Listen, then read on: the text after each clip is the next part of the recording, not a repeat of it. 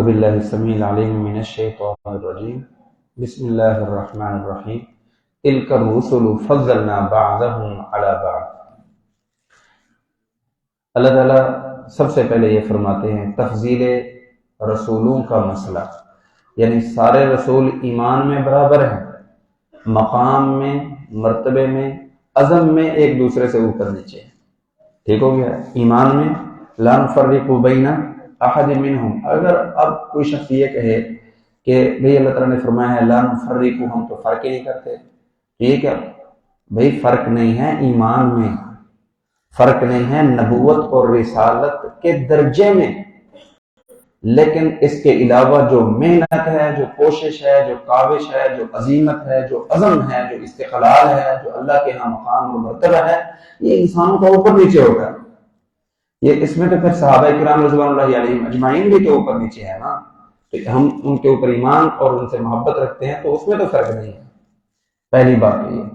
اور دوسری یہ کہ اللہ سبحانہ وتعالیٰ نے اس میں اللہ لا الہ الا هو الحی القیوم، یہ جو آیت الکرسی ہے، یہ سب سے قرآن کریم کی ایک ہوتی ہے لمبی آیت، ایک ہوتی ہے سب سے عظیم آیت، یہ بڑی بھی ہے اور ساتھ ہی عظیم بھی ہے، تو سب سے لمبی آیت بھی اسی پارے میں ہے، وہ آگے جو آیت المداینہ ہے، اور اسی طرح سب سے عظیم آیت بھی اسی پارے میں ہے۔ اس میں توحید بیان ہوئی ہے، تو ذی وقار سامعین، توحید کے بغیر ایمان کچھ بھی نہیں ہے۔ توحید جو ہے وہ ایمان کا جزو لا ینفک ہے، لیکن توحید کا تعین کیسے کیا جائے؟ بعض ایسی چیزیں ہوتی ہیں انسان ان کو توحید سمجھتا ہے، شرک سمجھتا ہے، مگر وہ شرک نہیں ہوتی، وہ توحید کے منافی سمجھ کر ہوتی، وہ شرک نہیں ہے، ہوتی غلط ہے، لیکن شرک کا درجہ نہیں رکھتی، تو ہم کیا کہتے ہیں؟ ہم کہتے ہیں یہ بھی شرک ہے، لیا یہ مشرک ہے، موحد نہیں ہے، لیا یہ کافر بن گیا ہے۔ تو اس طرح کا جو تعین ہوتا ہے نا، اس میں فرق آ جاتا ہے، چیز ٹھیک ہوتی ہے لیکن تعین کا فرق آ جاتا ہے، وہ آگے بھی اس چیز کا انشاءاللہ ذکر ہوگا۔ اسی طریقے سے لا اکراہ فی الدین، دین میں کوئی مجبوری نہیں۔ مجبوری کا مطلب آپ کسی کو تلوار کی نوک پہ یہ نہیں کہہ سکتے کہ آپ اسلام قبول کرو بس، نہیں، بلکہ اس کے ادوار اور اس کے اطوار ہیں۔ وہ کیسے کہ کوئی بھی اگر جنگجو کسی بستی کے اوپر جاتا ہے حملہ کرنے، دعوت دینے، کہہ لو حملہ نہیں، دعوت دینے جاتا ہے، فتح کرنے جاتا ہے، تو اس کے 3 مراحل ہیں۔ سب سے پہلا مرحلہ یہ ہے کہ ان کو دعوت دے، اگر وہ دعوت کو قبول نہیں کرتے تو ان کو کہے کہ جزیہ دو اور رہو، اگر جزیے کو بھی قبول نہیں کرتے تو اس کا مطلب ان کی سینہ زوری ہے، تو جب سینہ زوری کا عنصر آ جائے تو پھر مسلمانوں کو بھی اپنی پاور دکھانی چاہیے، ٹھیک ہو گیا؟ حتیٰ کہ وہ دعوت کو قبول کر لیں یا جزیے کو قبول کر لیں۔ اب اگر دین کے اندر کوئی شخص یہ کہتا کہ تلوار کی نوک پہ دین پھیلایا گیا ہے، تو پھر تلوار کی نوک پہ اگر دین پھیلانے کا سسٹم ہوتا تو اسلام کے اندر جزیے کا تصور نہ ہوتا، یہ بات آپ یاد رکھیں۔ اسلام کے اندر صرف اسلام کا ہی تصور ہوتا ہے کہ دعوت کو قبول کرو، اس کے علاوہ کوئی اور جو ہے وہ آپشن نہیں ہے۔ تو جب آپشنل اگر کسی سیٹ اپ میں کوئی چیز آ جائے تو اس کا مطلب لچک ہے، اس کا مطلب ہے لچک ہے، تو پھر آپ یہ کہیں گے کہ اگر لچک ہے تو پھر ضرورت کیا ہے اسلام کی دعوت؟ اسلام کی دعوت اور تبلیغ کرنی ہے، تاکہ ایسا یہ کیوں کہا گیا؟ یہ تلوار کی نوک پہ کیوں نہیں اسلام؟ تلوار کی نوک پہ اسلام کو قبول کروایا جاتا تو اسلام مسلمانوں کے اندر منافق پیدا ہو جاتے، مسلمانوں کے اندر منافق پیدا ہو جاتے کہ اوپر سے اسلام کو قبول کر لے اور اندر سے ان کا دل صافی نہ ہو۔ تو اس لیے یہ بات یاد رکھیں، تلوار کی نوک پہ اسلام کو نہیں لایا گیا۔ پہلی بات یہ کہ اگر تلوار کی نوک پہ اسلام کو قبول کروایا جاتا تو پھر اسلام کے اندر جزیے کا تصور نہ ہوتا۔ اگر جزیے کا تصور ہے اس کا مطلب آپشنل ہے، آپشن ہے اسلام کے اندر۔ اور دوسری بات، اگر جزیہ ہی قبول کرا کے لوگوں کی جان کو چھوڑ دینا ہے تو پھر اسلام کا کیا فائدہ ہے؟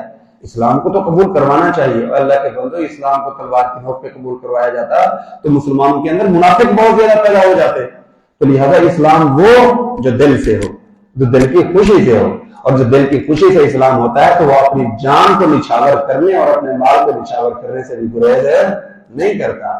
تو اگر منافقین پیدا ہو جائیں، اوپر سے کلمہ پڑھ لے، اپنی جان، پھر لوگ پتہ ہے دل میں کیا کریں گے؟ کر لیتے ہیں ان کا علاج، پھر وہ منافق پیدا ہوتے اور مسلمان کا بیڑا غرق کرتے. یہ آپ کنسپٹ سمجھ لیں. تو لہٰذا اللہ تعالیٰ نے کیا فرمایا؟ لا اکراہ فی الدین، دین کے اندر مجبوری نہیں، دین خوشی سے قبول کرنا ہے تاکہ فائدہ ہو. پھر اس کے بعد جب جہاد کا جو حکم دیا جائے تو سارے کے سارے لوگ مر مٹنے پہ جو ہے وہ فیصلہ کر لیں. تو اللہ تعالیٰ نے آگے کیا فرمایا؟ اللہ تعالیٰ نے آگے فرمایا قد تبین الرشد من الغی، جو ہدایت ہے وہ گمراہی ہے بالکل واضح ہو چکی ہے. اب لوگوں کو چاہیے، دیکھیں نا، کوئی بھی چیز قبول کی جاتی ہے وہ ٹھنڈے دل سے قبول کی جاتی ہے، وہ سوچ سمجھ کے قبول کی جاتی ہے.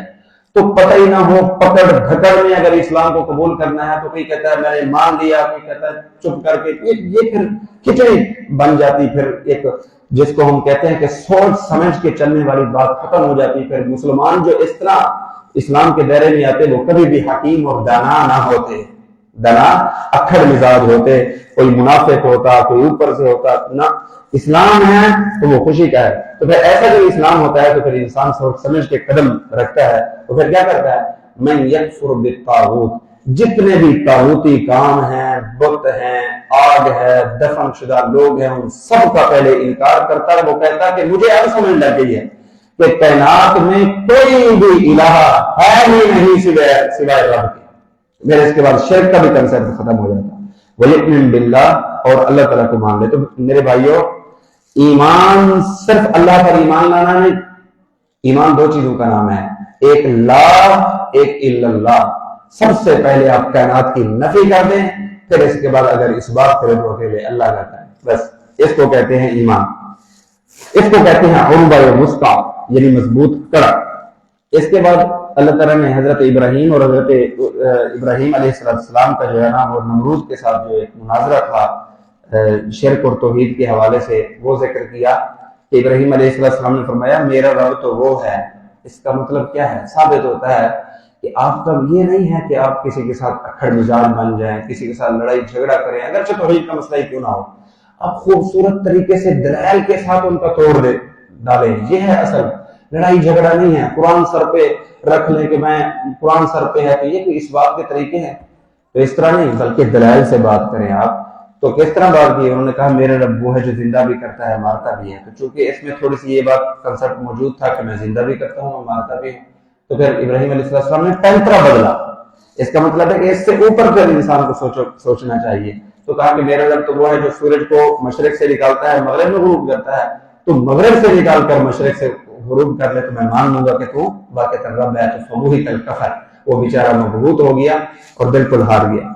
اس کے بعد اللہ تعالیٰ نے ایک اور قصہ ذکر کیا. حضرت عزیر علیہ السلام کا، وہ ایک بستی کے پاس سے گزرے، بالکل بستی بنجر بیابان تھی اور مر چکے تھے لوگ. تو اس نے کہا کہ اللہ تعالیٰ اس کو کیسے زندہ کرے گا؟ اللہ تعالیٰ نے اسی کو ہی مار دیا.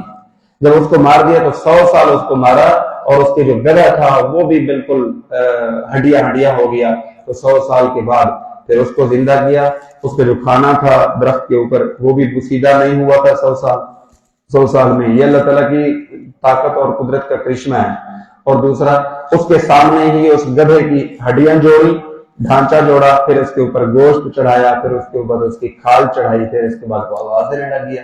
تو اس نے کہا واقعہ تھا میں نے مان لیا ہے کہ اللہ تعالیٰ دوبارہ اٹھانے پر قادر قدیر ہے. پھر اس کے ساتھ ہی اللہ تعالیٰ نے ذکر کیا کہ حضرت ابراہیم علیہ السلام نے فرمایا کہ اے اللہ، بس میں تو ایمان رکھتا ہوں، بس اپنی قدرت کا کرشمہ کوئی ایسا دکھا تو صحیح. جس طرح ہم لوگ ایمان رکھتے ہیں نا، ہم کہتے ہیں کبھی کوئی ایسا ہو جائے کہ مرا ہوا شخص اٹھ پڑے. ٹھیک ہے، اللہ کی قدرت پھر یاد بھی آتی ہے. جو لوگ قومے میں ہوتے ہیں اٹھ پڑتے ہیں، اللہ تعالیٰ کی یاد آ جاتی ہے. تو زیوکار سامعین، اللہ تعالیٰ نے فرمایا اس طرح کرو، پرندے مختلف ان کے ٹکڑے کرو، ٹکڑے کر کے ادھر ادھر پھینک دو، پھر اس کے بعد ان کو آواز دو تو انشاءاللہ تیرے پاس بھاگ کے اور دوڑ کے اور پھر اڑ کے آئیں گے. انہوں نے ایسا ہی کیا تو وہ اڑ کے آ گیا. انہوں نے کہا میں نے مان لیا ہے، میرا دل مطمئن ہے. اسی طریقے سے پھر اس کے بعد اللہ تعالیٰ نے ایک اور چیز ذکر کی ہے زیوکار سامعین، کہ اللہ تعالیٰ کے راستے میں خرچ کیا جائے. جو آپ اللہ تعالیٰ کے راستے میں خرچ کرتے ہیں نا، یہ مہینہ خرچ کرنے کا ہے. جو آپ اللہ تعالیٰ کے راستے میں خرچ کرتے ہیں نا وہی بچ جاتا ہے، اس کے علاوہ کچھ بھی نہیں بچتا. اب آپ کو پتہ ہے جو لوگ عمریں جنہوں نے گزار لی ہیں، چاہے پیسے والے ہیں یا پیسے والے نہیں ہیں، وہ سمجھتے ہیں کہ پیسے کی کوئی وقت نہیں. کیوں؟ اس لیے کہ جو پیسے والے ہیں وہ جب بوڑھے ہو جاتے ہیں تو ان کو پتہ ہوتا ہے کہ پیسے کا کوئی فائدہ نہیں، کیونکہ پیسے والا میں ہوں تو میں نے بھی 60 سال زندگی گزاری، جو پیسے والا نہیں تھا اس نے بھی 60 سال زندگی گزاری، زندگی تو ہم نے پوری گزاری، مرا تو کوئی بھی نہیں ہے۔ پیسے کی کمی کثرت کی وجہ سے کسی کی عمر میں اضافہ نہیں ہوا اور قلت کی وجہ سے کسی کی عمر میں کمی نہیں ہوئی، تو اس کا مطلب پیسے کی کوئی وقت نہیں ہے۔ پیسہ ہے تو اس کو وقی بناؤ، اس کو وقت والا بناؤ کہ اللہ تعالیٰ کے راستے میں خرچ کرو۔ اللہ تعالیٰ کے راستے میں خرچ کرنے سے احساس خلق خدا پیدا ہوگا، یعنی انسان کا دشمن بنتا ہے نا تو اس کے اوپر خرچ نہیں کرنا جاتا، لیکن جب خرچ کرتا ہے تو پھر محبت کا تصور پیدا ہو جاتا ہے اور احساس خلق خدا پیدا ہوتا ہے۔ تو یہ پیسہ خرچ کرنا چاہیے، اور جن کے اوپر پیسہ خرچ کیا جائے یاد رکھیں آپ ان سے اس لیے کام نہ لیں کہ ہم ان کے اوپر خرچ کرتے ہیں لہذا ہمارا کام بھی کریں۔ اگر آپ اس لیے کام لیں گے تو آپ لاکھوں روپے بھی خرچ کر دیں نا تو ان کا کوئی فائدہ نہیں ہے، اب فضول ہے۔ تو اللہ تعالیٰ نے فرمایا اس خرچ سے بہتر ہے آپ چپ کر کے مسجد میں بیٹھ جائیں اور تقوی اختیار کریں، ذکر و اذکار کریں۔ کم سے کم کسی سے کام لیں گے تو اس کی آنکھیں جھکیں گی نہیں نا، وہ یہ تو کہے گا کہ مجھے پہلے مزدوری دو اور پھر اس کے بعد کام کرواؤ۔ لیکن اگر آپ اللہ تعالیٰ کے راستے میں خرچ کریں پھر ان سے کام کروائیں تو ذیبکار صاحب ان کی آنکھیں جھک جائیں گی کہ کھاتے بھی ہیں کہیں کام بھی نہ کریں، تو ان کی آنکھیں جھک جائیں گی۔ اللہ کے راستے میں مزدوری کے طور پر اس کی کوئی پرابلم نہیں ہے، اس کی ذمہ داری ہے، اس نے کرنا ہے۔ تو اس لیے اللہ تعالیٰ نے فرمایا ہے اگر تم نے ذلیل کرنا ہے کسی کو اس لیے کہ تم خرچ کر رہے ہو تو کوئی فائدہ نہیں، اللہ تعالیٰ غنی اور حمید ہے تو اس کو کوئی ضرورت نہیں، آپ نہ بھی خرچ کریں تو بہتر ہے۔ اللہ تعالیٰ نے اس کے بعد خرید و فروخت کو حلال قرار دیا ہے اور سود کو حرام قرار دیا ہے۔ ذیبکار صاحب سود حرام ہے، خرید و فروخت حلال ہے، لیکن تعین میں فرق آ جاتا ہے۔ ایک معاملہ ہوتا ہے، اب وہ سود ہے یا پھر وہ تجارت ہے، ایک عالم اس کو سود کہہ دیتا ہے، ایک عالم اس کو تجارت کہہ دیتا ہے، وہ اپنے دلائل پیش کرنے لگ جاتے ہیں۔ دلائل تو ٹھیک ہیں، دلائل جنرل اور مطلق اور جنرل کنسپٹ کے ہوتے ہیں، وہ جو صورتحال پیدا ہو گئی ہے اس کے دلائل نہیں ہوتے۔ اس صورتحال کا تعین اور اس کی ونڈ تو انسان نے کرنی ہے نا، ان ونڈ کس طرح کر دیتا ہے تو کس طرح کر دیتا ہے۔ اب مثال کے طور پر میں کہتا ہوں کہ پلاسٹک اس طرح ہوتا ہے، یہ جنرل کنسپٹ ہے، اور لوہا اس طرح ہوتا ہے، آگے جو چیز پڑھی آپ اس کے اوپر فٹ کرنا ہے کہ یہ لوہا ہے یا پھر یہ پلاسٹک ہے، تو کوئی پلاسٹک کہہ دے کوئی لوہا کہہ دے، وہ اپنے دلائل پیش کرنے لگ جائیں تو لوگ ماننے لگ جائیں واقعتاً یاد دلائل ہے۔ ایسا نہیں، کنسپٹ وہ ٹھیک ہوتا ہے، کنسپٹ کے دلائل ہوتے ہیں اصل، لیکن جب چیز فٹ کی جاتی ہے کسی چیز کے اوپر اس کے تعین میں انسان کی اپنی نگاہ ہوتی ہے، پھر اس کا اپنا فیصلہ ہوتا ہے، فیصلے میں کچھ اس طرف چلا جاتا ہے کوئی ادھر چلا جاتا ہے، اتنی سی بات ہے۔ تو کوئی شخص اگر تجارت کو سود کہہ بھی دیتا ہے تو اس کی اپنی نگاہ ہے، اور دوسرا اس کو تجارت کو سود نہیں کہتا، کہتا ہے یہ تجارت ہے، اس کی اپنی نگاہ ہے، ٹھیک ہے، نگاہ کا فرق ہوتا ہے بس۔ اور وہ اب حالانکہ حلال کو حرام کہہ رہے ہیں اور حرام کو حلال کہہ رہے ہیں، تو جان بوجھ کر کہہ رہے ہیں نہیں، اپنے فیصلے سے سوچو بچار سے کہہ رہے ہیں، اپنی نگاہ سے کہہ رہے ہیں، اپنی ثوابدید سے کہہ رہے ہیں۔ اب آپ کے اوپر ہے کہ آپ کس طرف چلے جاتے ہیں، ان کے اوپر اعتماد کرتے ہیں یا اس کے اوپر اعتماد۔ اب جس کے اوپر بھی اعتماد کر جائیں گے نا تو کوئی ایسی بات نہیں ہوگی، کوئی کسی کے اوپر حرام حلال کا فتویٰ نہیں لگا سکتا، الا یہ کہ اس کے دلائل مضبوط اور قوی ہوں تو یہ ایک الگ بات ہے، لیکن پھر بھی دوسری طرف جو لوگ ہیں ان کے اوپر بڑا سخت فیصلہ آپ نہیں کر سکتے کہ آپ حرام کھا رہے ہیں۔ اس کے بعد اللہ تعالیٰ فرماتے ہیں جو بھی آپ لین دین کرتے ہیں آپ ان کی مسلمانیت کے اوپر اعتماد کرنے کی بجائے آپ ان کے ساتھ اشتام کریں، مسلمانیت کے اوپر اعتماد کرنے کی بجائے آپ اشتام کر لیں۔ اشتام بڑے بڑے لوگ دیکھے گئے، نمازی ہیں، سب کچھ ہے، میں تو یہ سمجھتا ہوں کہ بھائی اشتام کے بغیر اگر مسئلہ کوئی زبانی کلامی باتوں کے اوپر اعتماد اپنا قائم کر لیتا ہے نا اس دنیا کے اندر تو وہ سب سے بڑا ولی ہے۔ اشتام کے بغیر اگر کسی کو کوئی شخص دیتا ہے کہ یہ 1 کروڑ روپیہ ہے تم کاروبار کرو اور پھر اس کے بعد جو ہے نا وہ میں آپ کو حصہ دوں گا کہ یہ 1 کروڑ ہے تو کروڑ کا کروڑ واپس ہو جاتا ہے، ماشاءاللہ اچھی بات ہے۔ 1 کروڑ آپ کے پاس امانت ہے، کھاتا نہیں ہے، 1 کروڑ دوبارہ واپس کر دیتا ہے کہ خود ضرورت مند ہے، 1 ارب روپیہ اسے ملتا ہے، وہ کہتا ہے میں اس کا حقدار ہی نہیں ہوں، میں کسی مدرسے کو دے دیتا ہوں کیونکہ یہ تو مجھے پتہ نہیں کس کا ہے، میں ایسے کھا جاؤں۔ تو راتوں رات وہ امیر بن گیا لیکن راتوں رات عمارت کو پسند نہیں کرتا، وہ کہتا ہے مجھے ضرورت ہی نہیں ہے اس چیز کی۔ اور اس کو کہتے ہیں، اس کا مطلب ہے کہ نمازیں کوئی بڑی شے نہیں ہے، نمازیں ذمہ داری ہے، علامت ہے نیکی کی، لیکن یہ کوئی بڑی چیز نہیں ہے، یہ جو دل ہے نا یہ بڑی چیز ہے۔ اس لیے اللہ تعالیٰ نے فرمایا تقویٰ ہاہنا، پوشیدہ چیز ہے، وہ ظاہری علامات سے کسی کوئی انسان متقی اپنا پرہیزگار باور نہیں کرا سکتا. وہ جب باری آتی ہے نا انسان کے فیصلے کی کہ اب اس کو تمہیں اپنانا ہے یا نہیں اپنانا, تو پھر انسان کہتا ہے وہ یار دیکھی جائے گی, بس توبہ کر لیں گے. یہ جو لوگ ہوتے ہیں توبہ کر لیں گے, دیکھی جائے گی, یہ ان لوگوں میں تقویٰ نہیں ہے. جو مرضی جتنے مرضی نمازی بن جائے. تو اس لیے اللہ تعالیٰ سے دعا کرتے ہیں کہ اللہ تعالیٰ ان چیزوں سے ہمیں بچائے. اللہ تعالیٰ نے ایک چیز ذکر کی ہے, وَلَا تَكْتُمُوا الشَّهَادَةَ, کبھی بھی گواہی کو چھپانا نہیں ہے. ایک چیز کی گواہی کو چھپانا نہیں, پیسے اور دولت کے معاملے کی گواہی کو نہیں چھپانا. اگر کسی کی کوئی زنا کی مسئلہ ہے, زنا کی گواہی ہے, کسی کی عزت کے اوپر حرف آنے کی گواہی ہے, تو اس کو چھپانا ہے. اس کا کہاں ذکر ہے حدیث میں, من ستر مسلمن سترہ اللہ. یہ جو ٹکڑا ہے ولا تکتموا الشہادہ, یہ ٹکڑا مالی معاملات میں ہے کہ کسی کے مال کو کھایا نہ جائے. اگر آپ چھپا دیں گے تو بیچارے کا مال کھایا جائے گا, اور وہاں پر اگر آپ چھپا دیں گے تو اس کی عزت بچ جائے گی. مالی معاملات میں شہادت کو نہیں چھپانا تاکہ کسی کا مال نہ کھایا جائے, کوئی مظلوم نہ بن جائے. یعنی مالی معاملات میں شہادت کو چھپانا ظلم, اور زنا اور عزت کے معاملے میں شہادت کو ادا کرنا ظلم ہوتا ہے. صحیح ہے کہ نہیں؟ اب یہ جو میں نے کنسپٹ پیش کیا ہے یہ کہاں سے؟ سلف صالحین سے. اس لیے کوئی شخص یہاں پر یہ کہے کہ ولا تکتموا الشہادۃ, شہادت کو نہ چھپاؤ, یہاں پر کوئی ونڈ نہیں ہے, تو جی بکار اس نے دین کو سمجھا ہی نہیں ہے. کیوں؟ اس لیے کہ اس نے اپنی مرضی سے سمجھنا چاہا ہے. یہ ہے قرآن, یاد رکھیں, یہ قرآن ہوتی ہے اور دوسری حدیث ہوتی ہے. اس میں الفاظ ہوتے ہیں, الفاظ. اس میں یہ نہیں ہے کہ ہر چیز کی جو ہے نا وہ چیزیں ہمارے سامنے کھڑی ہوئی ہیں. یہ الفاظ ہیں, الفاظ بھی عربی میں ہیں, ان کو سمجھنا ہے. ایک شخص اپنی مرضی سے سمجھتا ہے, ایک شخص سلف صالحین کے جو ہے وہ ان کی فہم کے مطابق سمجھتا ہے, ان کے دیے ہوئے آئینے اور ان کے دیے ہوئے اصول کے مطابق سمجھنے لگ جاتا ہے, وہ بہتر ہے. اس لیے ہم کہتے ہیں کہ کوئی شخص قرآن کریم کی آیت لے کر آ جاتا ہے, بھئی یہ آیت ہے قرآن کریم کی, تم ایسا کیوں کر رہے ہو, ایسا غلط ہے.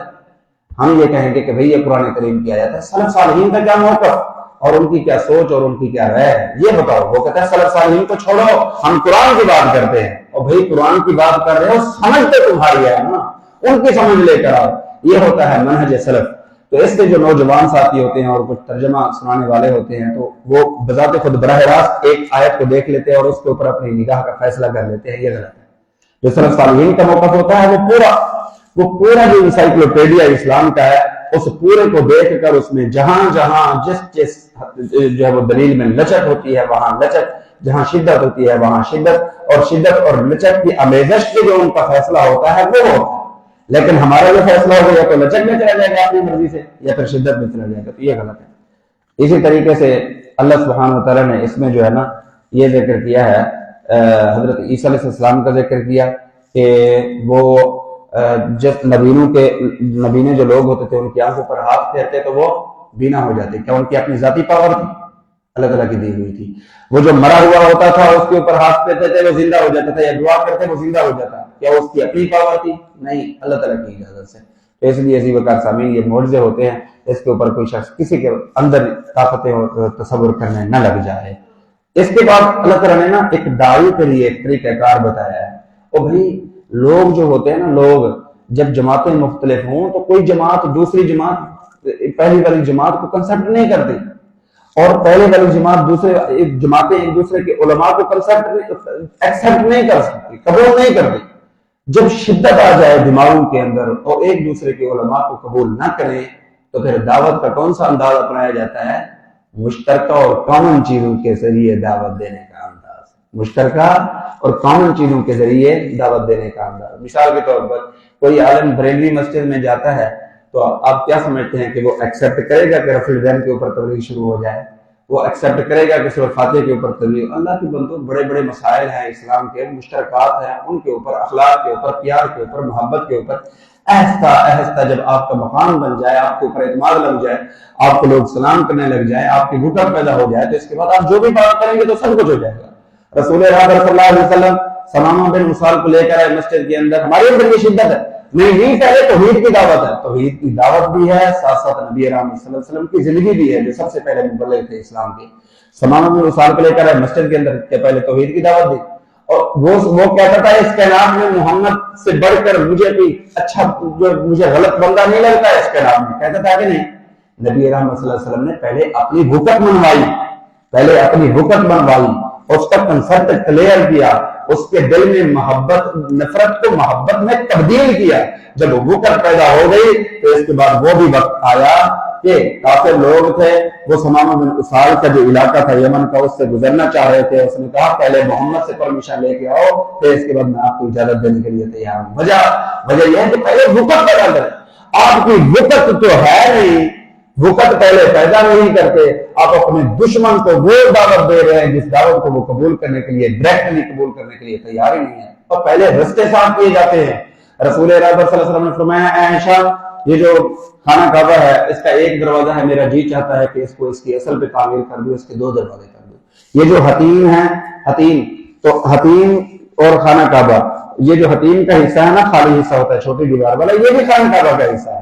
تو میرا جی چاہتا ہے میں قواعد ابراہیم پہ اس کو پورا تعمیر کر لوں، لیکن ایک چیز آڑے ہے، وہ کیا؟ اب تک لوگوں کے دل و دماغ صاف نہیں ہوئے، اب وہ حالات نہیں ہیں کہ میں یہ مسئلہ پیش کروں اور بزور پیش کر دوں۔ نہیں، اس کا مطلب کیا ہے؟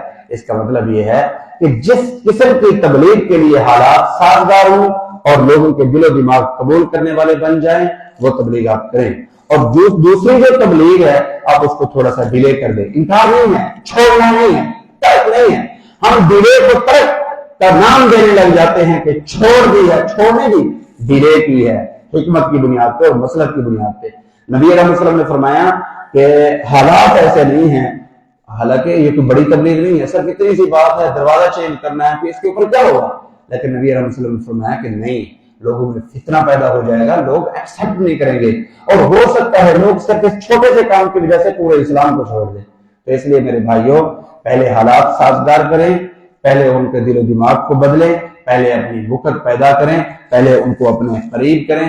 مسجد سے ہی نہ کسی کو آپ دور کریں، جو دور ہے اس کو مزید دور کریں، نہیں، بلکہ بڑی بات تو یہ ہے کہ آپ اپنے گھر کے اندر کسی کو لے کر آئیں، دشمن کو اس بات کے اوپر ایگری کریں کہ وہ آپ کی مسجد میں نماز پڑھنے کو قبول کر لے، تو پھر آپ جا کے کوئی دعوت دیں، پھر بھی لچک رکھیں۔